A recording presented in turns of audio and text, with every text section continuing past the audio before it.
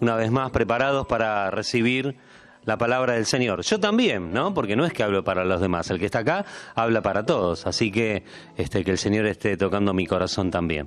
Padre, te pedimos que tú estés poniendo en tus manos esta palabra que va a salir esta tarde, que estés hablando a cada corazón y que tú bendigas a cada uno de nosotros con tu poder y con tu Espíritu Santo para poder ponerla por obra, para poder entender más tu plan, para que podamos gozarnos en tu presencia otra vez más en tu casa. En el nombre de Jesús, amén. Gloria a tu nombre. Gracias, Señor. Gloria a Dios. Tomen asiento.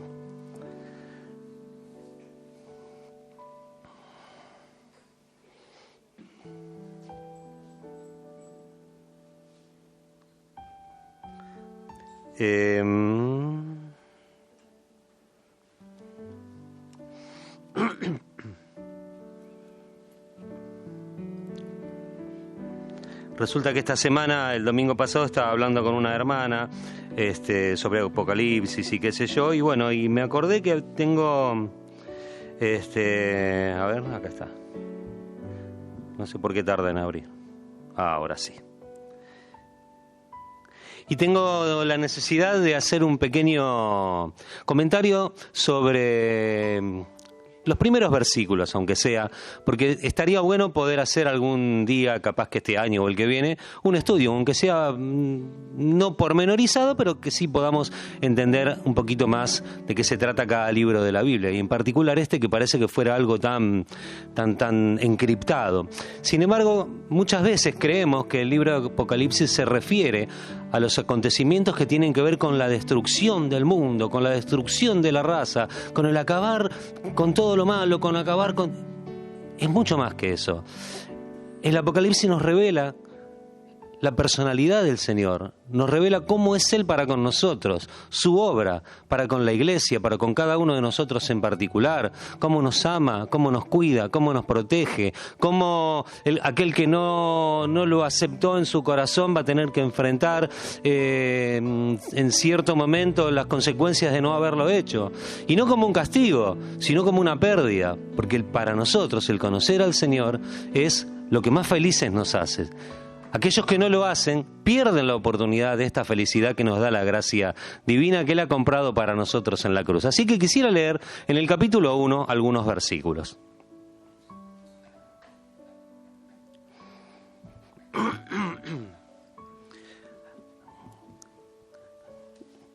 A veces pasa cuando estamos viendo alguna serie o alguna película norteamericana y que hacen referencia por ahí a este libro, o cuando vemos alguna Biblia traducida al inglés, encontramos que Apocalipsis no se llama Apocalipsis, se llama Revelación.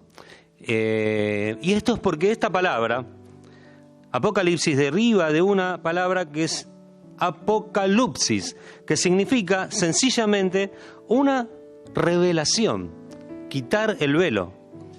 Una revelación, quitar el velo. Y vamos a ver para qué el Señor quitó el velo, ya que el propósito principal es revelar a Jesucristo, pero también revelarle a Jesucristo los planes de Él para con la humanidad. Me gustó que ilustra más todavía esto que estoy diciendo, la versión de Dios habla hoy, de los primeros 2 versículos del capítulo 1, que dice: esta es la revelación que Dios hizo a Jesucristo. Apocalipsis 1, 1 y 2. Voy a estar leyendo de la versión Dios habla hoy. Compárenlo con la suya, 1960, si es que tienen esa, y básicamente dice lo mismo, pero con otras palabras. Otra vez. Esta es la revelación que Dios hizo a Jesucristo para que Él mostrara a sus siervos lo que pronto ha de suceder. Jesucristo lo ha dado a conocer enviando su ángel a su siervo Juan, el cual ha dicho la verdad de todo lo que vio, y es testigo del mensaje de Dios confirmado por Jesucristo. ¿Se entiende? ¿Vieron cómo empieza? Esta es la revelación que Dios hizo a Jesucristo para que Él mostrara a sus siervos lo que pronto ha de suceder. Ahora voy a seguir desde el versículo 10 hasta el 16, pero ya sí en la versión 1960. Y dice así: yo estaba, esto lo dice Juan, recuerdan, ¿no? Juan el evangelista. Yo estaba en el Espíritu en el día del Señor y oí detrás de mí una gran voz como de trompeta, que decía: yo soy el Alfa y la Omega, el primero y el último. escribe en un libro lo que ves y envíalo a las iglesias que están en Asia, a Éfeso, Esmirna, Pérgamo, Tiatira, Sardis, Filadelfia y la Odisea. Y me volví para ver la voz que hablaba conmigo, y vuelto, vi 7 candeleros de oro. Y en medio de los 7 candeleros, a uno semejante al Hijo del Hombre, vestido de una ropa que llegaba hasta los pies, y ceñido por el pecho con un cinto de oro. Su cabeza y sus cabellos eran blancos como blanca lana, como nieve, sus ojos como llama de fuego, y sus pies semejante al bronce bruñido, refulgente como en un horno, y su voz como estruendo de muchas aguas. Tenía en su diestra 7 estrellas, de su boca salía una espada aguda de 2 filos, y su rostro era como el sol cuando resplandece en su fuerza. Hasta ahí vamos a estar leyendo. Amén. Gracias al Señor.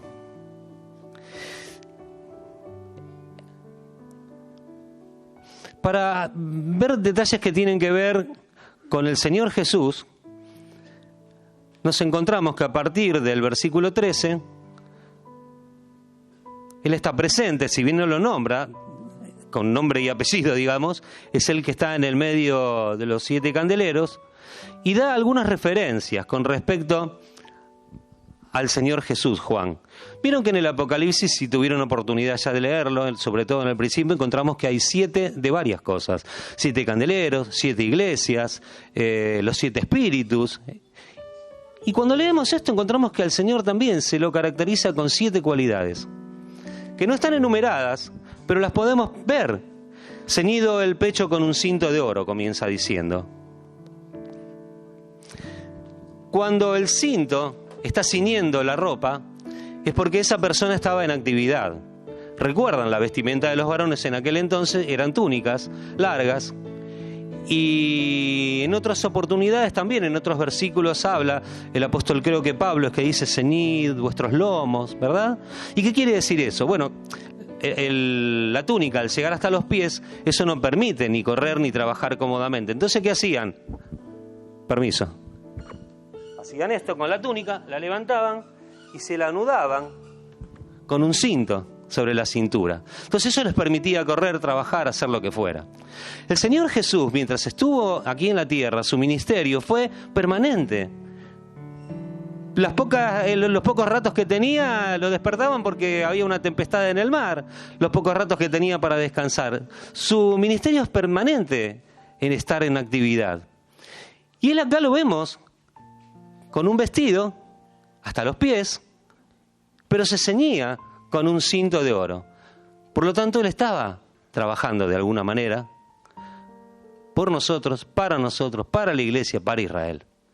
Este cinto era de oro, y el oro no es un material elegido al azar, es algo que nos rememora, nos retrotrae a los regalos que trajeron los magos cuando vinieron a ver al Señor recién nacido. ¿Se acuerdan que trajeron? Incienso, oro y mirra. ¿Por qué? Porque el incienso significaba las oraciones, su divinidad, porque la gente lo iba a adorar. El oro porque él era rey, la mirra porque iba a sufrir. Y el oro en este caso está simbolizando también que el Señor es nuestro rey, que el Señor gobierna nuestras vidas.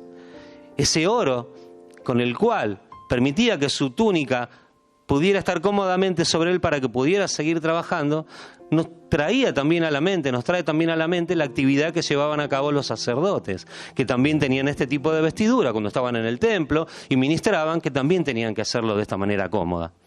Por lo tanto, el Señor es nuestro rey y nuestro sacerdote. Más adelante dice que sus cabezas y sus cabellos eran blancos. Vamos a leerlo tal cual. A ver. En el 14. Su cabeza y sus cabellos eran blancos como blanca lana, como nieve. Sus ojos como llama de fuego. Vamos al cabello. Yo ahora me corté bien cortito el pelo, ¿no? Pero se nota que tengo canas. No me digan que sí tan fácil. Déjenme convencerlos un poco. ¿A qué nos remite el cabello blanco? No me digan vejez ahora, Experiencia, sabiduría, vivencias, una continuidad en una tarea, en una vida. Y además acá el Señor, Daniel también lo llamaba en un pasaje al Señor, a Dios, el anciano de días. Y en esta oportunidad vemos que su cabeza y su cabello eran blancos. ¿Cómo su cabeza y su cabello? Me costaba entender. Claro, porque por una parte estamos hablando de que el Señor, desde la antigüedad, era nuestro rey y nuestro sacerdote. Y si bien Él ministró en la tierra solamente 3 años, estuvo presente desde la creación, en sus más remotos comienzos, y lo va a estar hasta siempre. Por lo tanto, su experiencia es inigualable. Su calidad de vida, su presencia permanente a través de los tiempos, es eterna y es larguísima. Por eso refleja quizás el blanco de su cabello, dando la sensación y la explicación de la característica de su edad, de su experiencia y de su antigüedad sabia.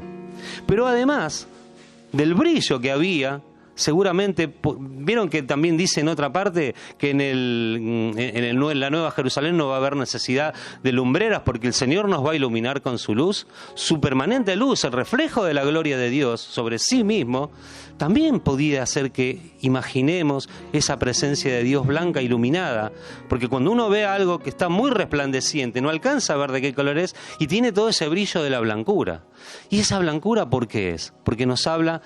¿Vieron cuando se bautizan que se ponen ropa blanca? Porque simboliza la santidad, simboliza que morimos a una vida de pecado y nos levantamos a una vida nueva, libre de pecados, en marcha por la santidad.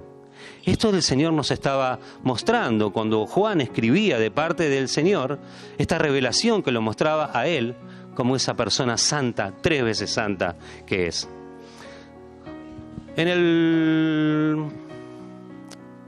¿Tienen ahí la Biblia? Génesis 19, 24.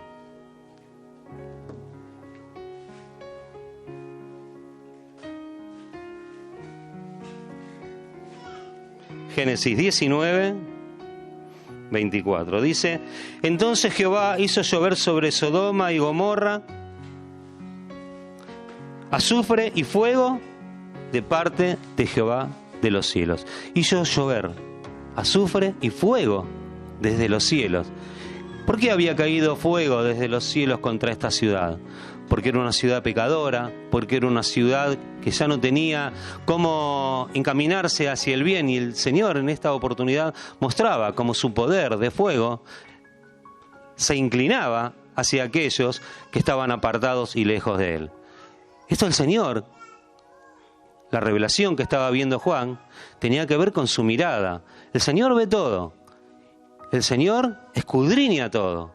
¿Y dónde derramó el fuego? Sobre aquellos lugares que estaban contaminados con el pecado y que no podían volver atrás de esa situación.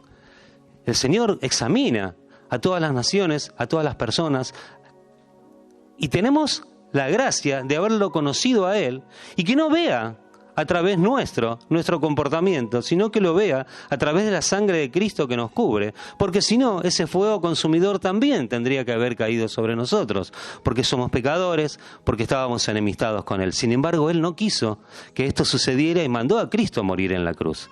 Todo esto lo aprendemos leyendo estos pasajes de Apocalipsis, que no tiene que ver solamente con la destrucción del mundo ni con el fin de los tiempos, sino con también aprender a través de la revelación de Jesucristo hecha por el Padre y dictada a Juan sobre las características del carácter de Jesús, del carácter de Dios. Él es un Dios santo, un Dios que hace justicia sobre aquellos que se están encaminando hacia el mal. Por eso nuestra desesperación, por eso nuestras ganas de que todos vengan a la iglesia, de que todos se congreguen, de que acá o en cualquier lado, porque conozcan al Señor.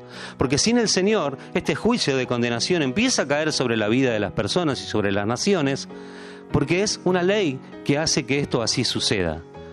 Si uno sale al agua cuando está lloviendo y se moja, uno no puede decirle a Dios qué malo que sos porque me mojaste. Hay una ley que hace que si salimos al agua nos mojemos.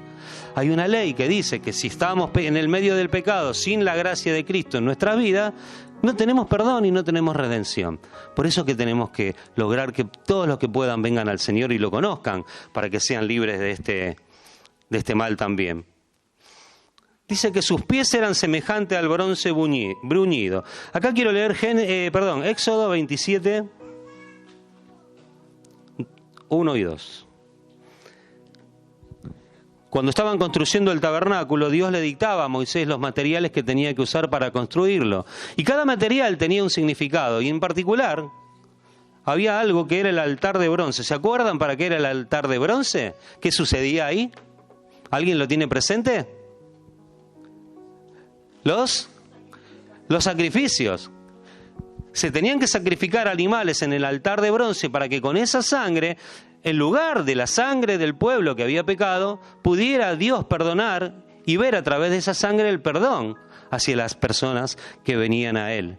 Y esto lo podía hacer el sacerdote en ese altar, y la gente podía recibir la bendición de haber sido perdonado gracias a que había muerto un animal por ellos.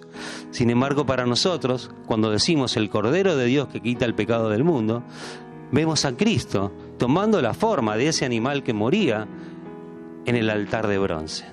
¿Y por qué de bronce? Porque el bronce era firme, era duro, era el sustento de la vida de las personas, porque si no pasaban por el altar de bronce, el pecado los consumía y no podían seguir adelante. Sin embargo, el sacerdote pedía perdón por ellos, gracias al sacrificio que habían hecho en el altar de bronce. Los pies que se veían del Señor eran de bronce, creo que dice bruñido, ¿no? Pies semejantes al bronce bruñido. Esto nos ilustra mejor lo que decíamos al principio, de que la túnica estaba recogida, porque si no los pies no se hubieran visto. Sin embargo, Juan lo estaba viendo perfectamente y veían que eran resplandecientes como bronce bruñido. Algo firme sobre lo cual sustentarse. Donde se sustenta cada uno de nosotros es en la justicia de Dios, en Cristo, gracias al sacrificio que Él hizo por nosotros en la cruz del Calvario. Así de grande es nuestro Dios, así de grande es el sacrificio que Jesús ha hecho por nosotros. Seguimos un poquito más. No leí 27, 1 y 2, ¿no? Dice en Éxodo 27, 1 y 2, harás también un altar de madera de acacia de 5 codos de longitud y de 5 codos de anchura. Será cuadrado el altar y su altura de 3 codos, y le harás cuernos en sus 4 esquinas. Los cuernos serán parte del mismo y lo cubrirás de bronce. Un metal duro, un metal firme. ¿Amén? Juan estaba viendo los pies del Señor de bronce bruñido como si estuvieran en el medio del horno cocinándose para adquirir más cuerpo, más solidez. Y sobre esos pies se sustentaba el cuerpo del Señor. Sobre esos pies se sustenta la iglesia. Sobre esos pies se sustenta cada uno de los miembros de la iglesia. Porque ese altar que de bronce era para juicio, nosotros lo evitamos porque el juicio fue sobre nuestro Señor y nuestro Señor ha dado su vida por nosotros. Gloria a tu nombre, Señor. Para que nosotros vivamos, Él murió. Para que nosotros vivamos, Él se ofreció en sacrificio. Gloria a tu nombre, Salvador. Aleluya, gloria a tu nombre. Sigue un poquito más. Dice que su voz era como estruendo de muchas aguas. Cada tanto estamos viendo en los noticieros tremendas inundaciones a raíz de que en distintos lugares del país o países vecinos en general, a veces en Europa también pasa, ¿no? Se producen catástrofes climáticas que no se habían visto en otra época, pero que ahora se están viendo con mayor asiduidad. En nuestro país sabemos que puede haber algún problema que se hubiera suscitado en algún lugar. A veces, yo en una época iba a predicar a un lugar donde decían, bueno, desde que hicieron tal o cual obra en aquel barrio, cambiaron el curso de las aguas, entonces ahora a mí se me inunda todo. O por ahí uno va al interior y le dice, no, de esta ciudad desapareció, este pueblo desapareció, porque pusieron unos diques y evitan que el agua siga su curso correcto, entonces ahora acá se inunda todo. Y vemos entonces en la televisión, a veces en los noticieros, cuando el agua se lleva todo, que los autos quedan sepultados y van a través de los ríos, y vemos con la fuerza que el agua corre. Y el ruido que hace esa fuerza. El ruido que provoca el temor de aquellos que lo escuchan venir. Una vez me pasó de estar de vacaciones en Carlos Paz. Y todos me decían esto, ojo que si se larga a llover, mirá que acá se larga a llover de repente, y si te agarra en un badén, entre dos montañas, ponele, no te da tiempo a salir. Porque se inunda todo rápido, claro, como es así el terreno, va, sube y baja, te agarran una parte baja, cae el agua desde las alturas y se empieza a inundar porque no desagota enseguida. Y bueno, uno porteño que piola, la sabe toda, agarra y se va, ¿a dónde? Ahí justo al lado del lago, porque estaba lindo, y empieza a caminar, y de pronto termina casi a la par de la montaña, cuando empezó a llover torrencialmente como nunca había visto en mi vida, llover tan rápido, tanta cantidad de agua. No les puedo explicar cómo latía el corazón de Mabel y mío, porque queríamos salir de ese lugar y sabíamos que corríamos peligro. Era tremendo. Y uno a veces cuando está en la casa y dice, ay, qué lindo para dormir, escuchar el ruidito del agua que llueve sobre el toldo o sobre el patio, ¿no? O que abre la ventana del departamento y ve que cae el agua y le parece todo muy lindo, muy romántico. Les puedo asegurar que eso de romántico no tenía nada. Y eso que estaba recién casado yo. Queríamos salir corriendo y no podíamos. Y era una desesperación, era una tromba ese sonido de agua. Y yo me acordaba de eso cuando leía que la voz del Señor es como estruendo de muchas aguas, por su poder, por el alcance que tiene ese sonido. Ustedes imagínense que Juan estaba viendo esta imagen, esta película que le estaban pasando, y escucharía el estruendo que provocaba la voz del Señor. ¿Se acuerdan cuando el Señor habló a una multitud desde un monte? ¿Qué decimos siempre? Mirá vos, tomó los recaudos de subir al monte, porque desde ese lugar donde estaba, su voz se escucharía seguramente más lejos para que todos escucharan. Su voz es como estruendo de muchas aguas, para que se escuche en todos lados, para que todos la escuchen. A veces me dicen, y bueno, pero esas personas que no tienen la oportunidad de conocer al Señor porque nunca nadie les habló. Dice la Biblia que aunque nunca nadie les hubiera hablado, que aunque sea por mirar la naturaleza se tendrían que dar cuenta de que hay un Dios que los ama y los cuida, pero por su pecado no lo pueden hacer. Pero seguro que alguien alguna vez les habló de este Señor, porque la voz del Señor es como estruendo de muchas aguas. La palabra de Dios llega al corazón de todas las personas que quieren escucharla porque es audible para todos. Es como estruendo de muchas aguas. No se puede ocultar, no se puede callar, no se puede disimular. Está ahí. Solamente hay que prestar atención y entenderla. Dice que en su mano tenía 7 estrellas. Vamos a ver cómo dice el texto. Tenía en su diestra 7 estrellas.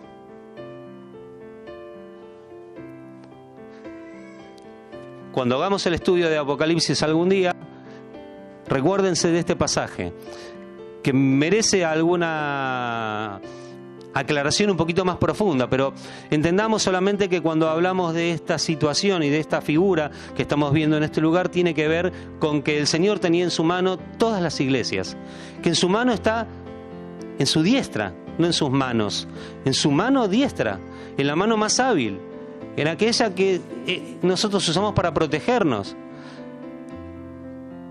La iglesia, las 7 estrellas.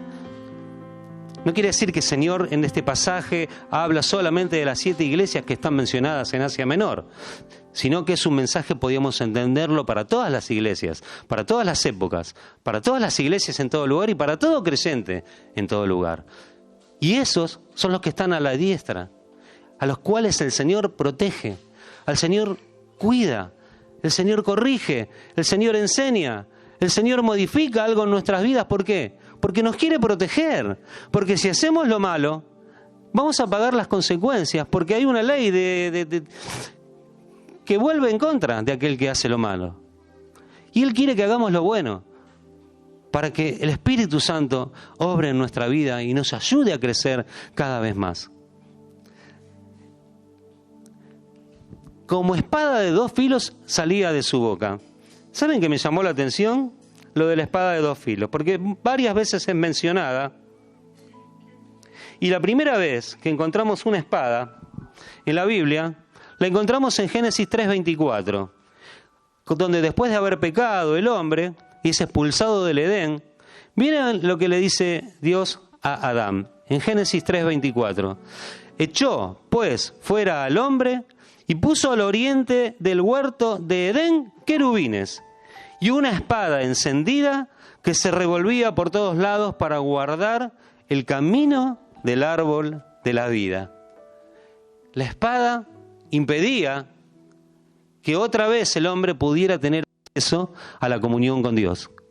Sin embargo, cuando Juan nos revela esta creo que es una de las últimas características con respecto a la persona del Señor, nos dice que tiene una espada de dos filos.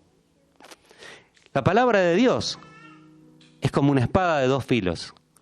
No hay nadie que se acerque a ella y pueda manejarla, que si no tiene el cuidado necesario para usarla, se va a lastimar. No hay nadie que habiendo escuchado la palabra de Dios y no quiera obedecerla, salga indemne. La palabra de Dios es como una espada de dos filos que penetra el corazón. Que Dios nos ayude y que podamos escuchar, que podamos entender, que podamos saber que así como la espada nos protege, también está para atacar. Cuando pensamos en la imagen del soldado que Pablo le decía a los efesios, también habla de una espada de estas características. Y esta espada es la que usaban justamente para la lucha cuerpo a cuerpo, en la cual se protegían del enemigo, pero también podían lastimarlo. De hecho, de esa manera se ganaban las batallas. Hoy el enemigo está vencido, pero todavía no lo vemos. Sin embargo, el Señor, con su espada de dos filos, nos defiende, nos protege teniéndose en su mano, nos protege enseñándonos la palabra de Dios y haciendo que se escuche de todo lugar, y permite que cada uno de nosotros pueda estar seguro, mientras se ajuste a la palabra, que va a estar dentro de su cuidado. La palabra que es como una espada de dos filos, que podamos manejarla cada día nosotros para entenderla, para ayudarnos y para ayudar a otros a que vengan al Señor y que lo conozcan y que también reciban la salvación. Voy a terminar con el principio, o con lo que vendría a continuación. Porque Juan, cuando leímos al principio, decía que le escribía, que Jesús le había dicho que le escriba a las 7 iglesias. A ver cómo ando. Éfeso, Esmirna, Sardis, Tiatira. Las tengo acá, quería hacer de memoria. Bueno, las 7 que leímos recién. Si uno ve un mapa, las encontraría así como un óvalo, como un círculo. Y el recorrido que hace el Señor por esas iglesias, en el orden que las va nombrando, van así, hasta que cierra el círculo. Él estaba en el medio de eso. Pero cada una de estas iglesias que recibe después el mensaje a través de las cartas de Juan, tienen una característica similar. A todas se les dice qué era lo que estaba haciendo bien cada una, qué era lo que estaba haciendo mal cada una, y qué era lo que tenía que hacer para no caer y para seguir recibiendo la bendición del Señor. Y esto a lo mejor tiene que ver con las situaciones que cada uno de nosotros se enfrenta cada día. Tiene que ver con lo que ha vivido la iglesia desde su fundación hasta el día de hoy. Tiene que ver con la característica de estas iglesias que han sido mencionadas, en particular, porque en particular habían sido dirigidas a ellas las cartas, pero también con un carácter general, como para toda la iglesia. A una le dice, dejaste tu primer amor, perdiste tu primer entusiasmo. A otra le dice, bueno, vas a recibir persecuciones. Esta es la iglesia que recibe persecuciones. Y probablemente la persecución traiga una debilidad en la fe. Porque tanta persecución, tanta dolor, tanta angustia, puede hacer que más de uno mire para el costado y diga, no, yo no quiero seguir acá. El Señor le hablaba a ese tipo de creyente, a ese tipo de iglesia también. Le hablaba a otra que era mundana en la práctica, que se había unido con el Estado, que se había hecho acomodaticiamente conforme a la política de la época. Otra que permitía las falsas enseñanzas y las promovía, las falsas enseñanzas. Otras toleraban el pecado y otras guardaban la palabra con paciencia. A Filadelfia le dice, aunque tienes poca fuerza, has guardado tu fe, has guardado mi palabra. Y a la última le dice que estaba en una tibieza espiritual terriblemente preocupante, vomitiva. son características que cada iglesia, a través de los tiempos, desde el día 1 que vino Pentecostés hasta hoy, se pudo haber reflejado a lo largo de distintas edades. Son particularidades que pueden tener distintos grupos de denominaciones o iglesias. Son características que le puede suceder a cada uno de nosotros de manera individual también. Pero de estas 7 iglesias, hay 5 en las cuales les dice qué era lo malo que tenían que hacer y cómo tenían que hacer para corregirlo. Sin embargo, hay 2 a las cuales les dice lo que estaba bien y no les dice nada que tengan como para remediar en lo inmediato. Cada uno de nosotros puede estar pasando quizás algún periodo similar a los que vivió en esta oportunidad las iglesias que son mencionadas acá en Apocalipsis. Probablemente haya más situaciones que se presenten en la vida del creyente cada día. Pero seguramente que alguna vez a alguno de nosotros le pasó de perder nuestro primer entusiasmo, le habrá pasado de porque las cosas le iban mal en la vida, se sintió perseguido y quiso abandonar todo. A lo mejor alguno se sintió que estaba acomodándose de acuerdo a la situación que le tocaba vivir para no pasarla mal. A lo mejor se sintió con poca fuerza, pero sin embargo siguió creyendo en su palabra y defendiéndola por sobre todas las cosas. Cada uno de nosotros es una vida que vive de manera en particular. Ni siquiera los que viven en nuestra casa, ni siquiera Mabel y yo que vivimos juntos somos iguales, por supuesto. Porque en algún aspecto uno pensará una cosa, otro pensará otra. Uno estará en un momento espiritual, otro estará en otro, estarán viviendo su manera de vivir la vida cristiana de acuerdo al entendimiento de cada uno. Y ni a mí me va a pedir lo que le pide Mabel, ni a Mabel le va a pedir lo que me pide a mí el Señor. Y así pasa con cada uno de nosotros. A mí me gustaría que en esta tarde cada uno de nosotros sepa de que puede ser, a lo mejor, alguno de los puntos que el Señor ve en la iglesia cuando tiene que corregir algo, o quizás sea alguno de nosotros uno de los puntos en los cuales el Señor no tiene nada que sugerir para que corrija nada, simplemente para que siga creciendo y progresando en esta vida. Ni siquiera nosotros quizás lo sabemos, pero que Dios nos ayude para que podamos ponernos en su presencia y decirle: Señor, yo quiero hacer lo mejor para ti, yo quiero que tú me guías, yo quiero que tú me sigas protegiendo, quiero seguir a la diestra tuya, porque desde ahí es donde me proteges. Que esta espada de 2 filos que tú tienes la pongas a mi disposición permanentemente para que yo también pueda usarla y pueda combatir los embates del enemigo con ella.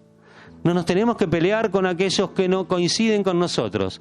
Tenemos que enseñarles a través de la palabra cómo es la manera correcta de vivir. Pueden venir personas a nuestra vida que nos quieran perturbar, que de hecho siempre las hay, de una manera o de la otra. Antiguamente los pastores nos decían, les estoy hablando 30 años atrás, ¿no? Cuando no existía ni el teléfono de línea, más o menos. Pedíamos un teléfono de línea y teníamos que esperar 20 años para que Entel lo pusiera, ¿se acuerdan? Y en esa época nos decían: mirá, no te conviene ir a la casa de fulanito porque cada uno tiene su vida, a ver si todavía están perjudicándose a nivel espiritual, en el desarrollo espiritual de cada uno, que cada uno se quede con cada uno. Y después, bueno, nos juntamos todos acá, venimos a la iglesia, nos abrazamos, conversamos. Y a veces uno entiende después con el tiempo cómo tiene que preservarse muchas veces, no solo de los extranjeros espiritualmente hablando, no hablo ni de uruguayo ni paraguayo, ni mucho menos, sino de los que, y menos de los chilenos. Hay una hermana de Chile acá, por eso. Sino de los que no son de la familia de Dios. No solo tenemos que cuidarnos de esos, tenemos que cuidarnos hasta de nosotros mismos. Tenemos que cuidarnos hasta de nosotros mismos. Porque no sabemos en qué momento el diablo puede venir a perturbarnos con alguna idea, con alguna situación.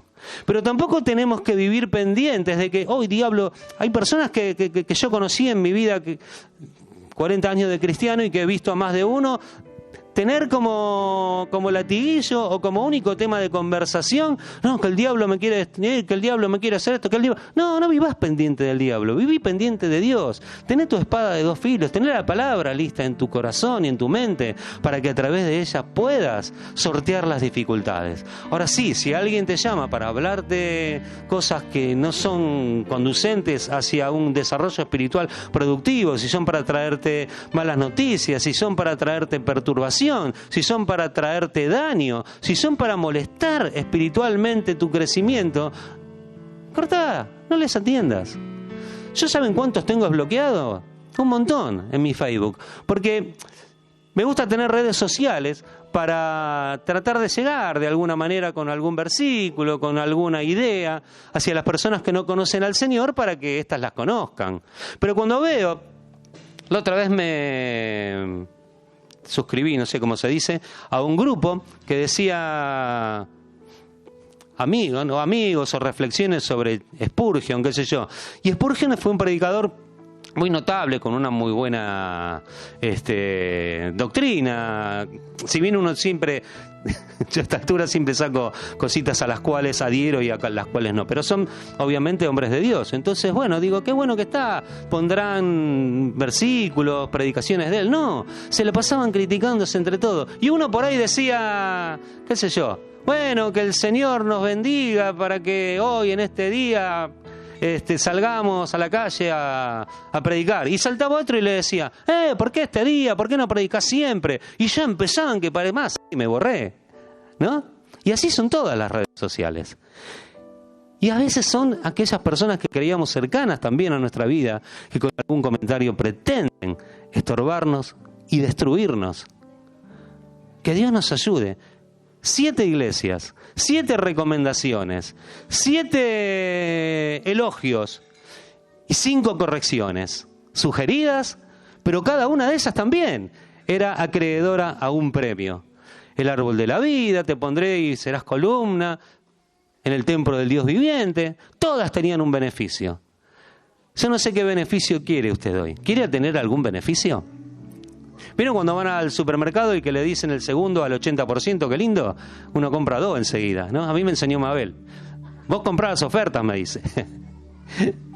¿Qué beneficio quiere que el Señor tenga sobre usted en esta tarde? ¿Qué es lo que cada uno de nosotros escucha?